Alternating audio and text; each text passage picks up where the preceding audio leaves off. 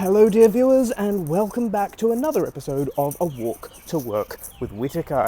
Today I am talking about Ascension of the Cybermen, and I am taking a slightly different route to work because the last video I recorded at this time of day, walking across the park, had the sun right behind me for about 2 or 3 minutes of it, so I'm trying to avoid that today. So I have just finished watching Ascension of the Cybermen, and I was whelmed. Look,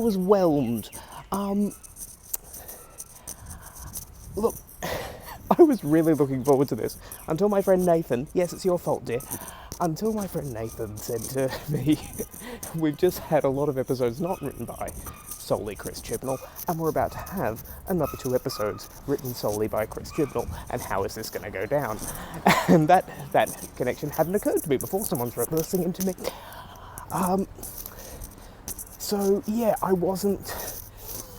approached this with some apprehension. And I think occasionally Chris Chibnall's sort of very blunt dialogue makes itself felt.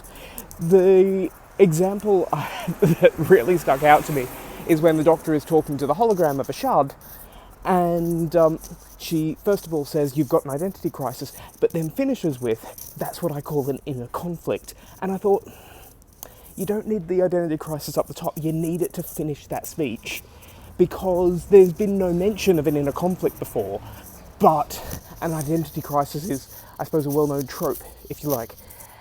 And yeah, I mean, you know what though, that is very nitpicky, because Jodie, once again, she's carrying the energy from last week's episode, and she's just phenomenal this week. You know, she runs in at the beginning, enacts her plan, it doesn't work, and her immediate thing is, right, you lot, get out of here. You know, she's not taking chances and massive risks.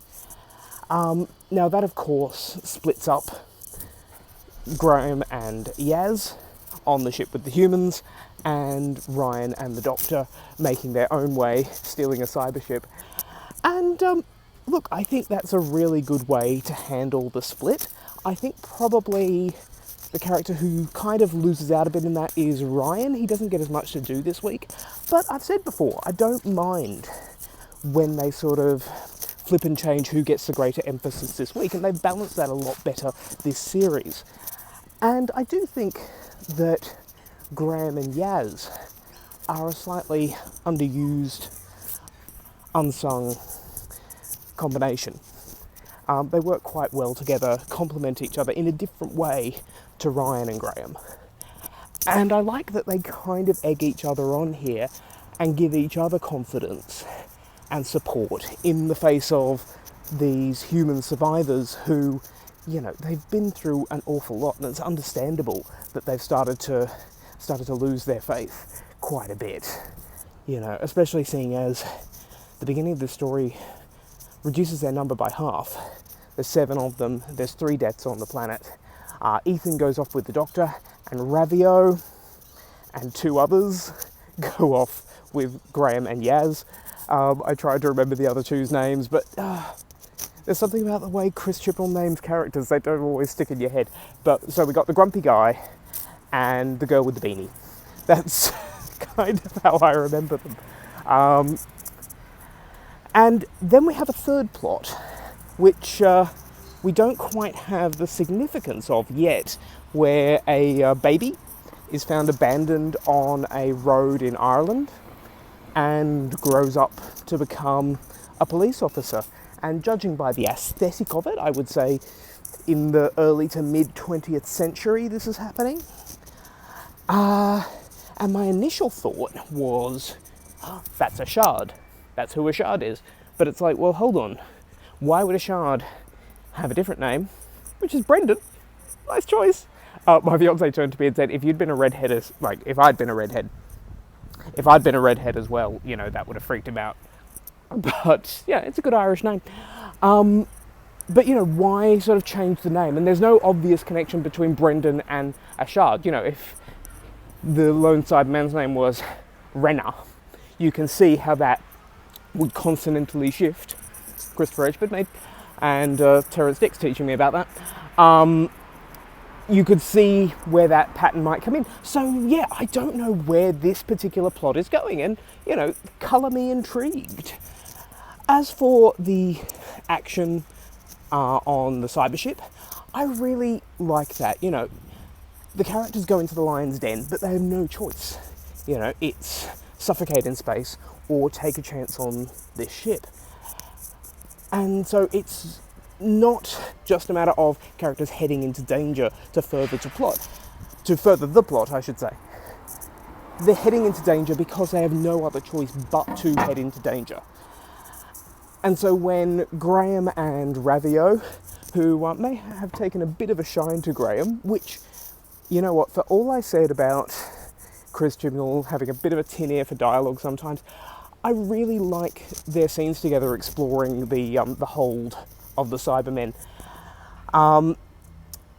They find hundreds of thousands of Cybermen, not hundreds and thousands of Cybermen, although that's given me an idea for a cake. I want a cake. Anyway, they find all these Cybermen down there. They are the new design, which we have seen teased in trailers and in images. I really love the new design. They're evocative of the Invasion, which is my favourite classic series Cybermen story. And it's just really effective. I always felt the Nightmare and Silver designs didn't have enough weight to them. So this takes that design, the chest is very similar, and builds on it and bulks them out. And I just really like that. And when they're walking along in file at the end, you know what, it might be CG, but they look awesome. I'm very, very happy with that. Meanwhile, the Doctor and Ryan rescue Ethan, who tries to save his father, but unfortunately the Cyberman realises what he's up to. And yeah, he's nice, he's plucky, I like him. No, never mind. Yeah, I like him a lot. At first, I actually thought he was Alfred Enoch, the son of Russell Enoch, also known as William Russell, who played Ian Chesterton in the classic series. But I sort of went on to realise, it's like, oh no, Alfred Enoch looked a little bit like that in Harry Potter, but we're a long way on from there. But yeah, I really like Ethan as a character. I do wonder if we're being set up for a fall. He feels very companion-y. I'm thinking Linda with a Y. Yeah, he may not survive all this. And everyone is making their way to a planet called Koshamus. But it turns out that Koshamus is a person, not a planet. And he is in the person of Barristan Selmy from Game of Thrones. Look, I love that actor. Ian, I'm going to make a hash of this. Ian McEllery? But he's really great here. You know, he's slightly doddery. He's a little bit slarty bardfast from The Hitchhiker's Guide to the Galaxy. And look, I expected there to be no gateway. You know, they're looking for this gateway. I expected there to be absolutely no gateway. It doesn't exist. It's not right. So I'm pleasantly surprised that there was one. Somehow though, as soon as the gateway opened, I think my brain just went, okay, what is the most sort of emotionally resonant thing for the Doctor to be on the other side of that gateway? And it's Gallifrey. But it's just occurred to me as well that it always sends people to like random coordinates. But this time it can't be random, because Gallifrey is in the same galaxy as Earth, as far as we know. So, yeah, I think Barak Stemmus is responsible for this.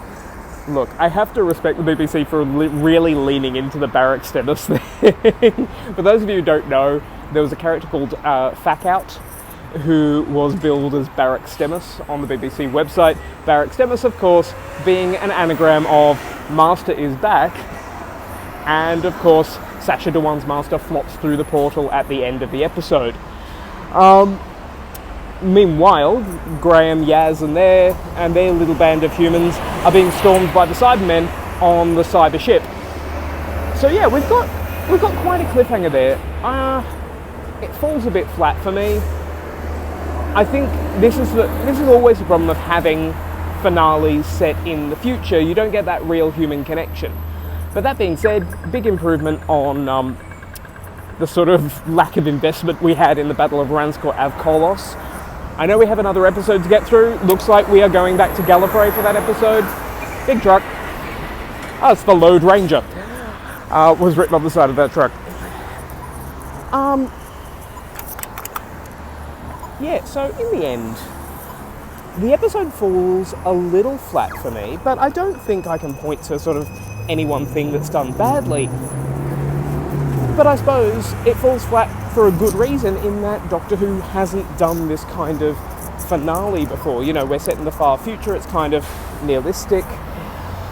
You know, we have had a Doctor Who finale before dealing with the last remnants of humanity, the Choclophane, but they were brought back to modern day Earth. Here, we've gone to that far future. And we know from Doctor Who... Nope, not turning in here. And we know from Doctor Who before that humanity rises and falls and rises and falls and rises and falls. And the episode wisely keeps it ambiguous as to whether this is one of those times where humanity may rise again. And of course, in Chris Chibnall's vision of Doctor Who, history seems a lot more fragile than it did under Russell T Davies or Stephen Moffat. The Doctor is constantly concerned about the changing of history, whereas in the past the Doctor has been less concerned about that. So it may well be that humanity will rise again, but possibly not if the Doctor doesn't help. And that does at least add a little bit of drama. I think my main concern going into next week is that we could be in for a story which is filled with, you know, the Master has manipulated the Cybermen to come and destroy Gallifrey once and for all, but Rassilon is going to come out of the Eye of Harmony and save us. You know, I'm really worried that we're in for a story with lots of silly hats and silly names and all that sort of thing. But that being said, it's easy for me as a long-term fan to be cynical. And it's probably better for me not to be cynical and just enjoy what we're getting for what it is. And I think this is a very good script. It has well-drawn characters, it's very well directed. There are some tin moments of dialogue, but not many. And only one really took me out of the moment and thought, oh, that could be better. So, gosh, it's at least a 7 out of 10. Is it as good as last week? Possibly not, but then again, last week had all the shorthand of a historical period that we can fall back on, whereas this week they have to create a whole new world. And I have to say, the photographs, the publicity photographs I saw of this episode did not do the setting from the opening justice of, you know, the wrecked planet, the wrecked human settlement. Looks so much better on film than it does in photographs. Just like in Orphan 55, the space bus looks so much better on film than it does in photographs. So yeah, don't pay too much attention to the photographs, I suppose is what I'm saying there.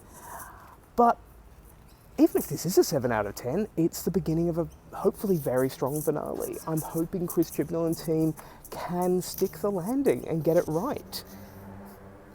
I do, as I say, have a minor concern that it's going to be like a continuity extravaganza.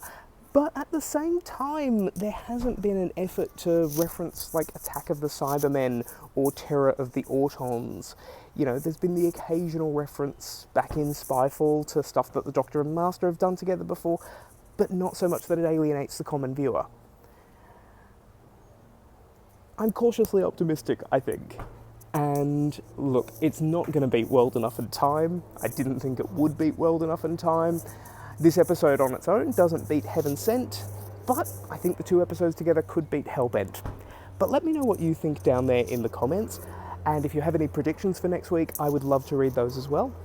I'll be back later today / tomorrow your time, depending on where you are in the world, with a Perambulate with Picard for episode 5, Stardust City Rag, and my word, do I have cyborgy opinions on that. But until then, thank you so much for watching.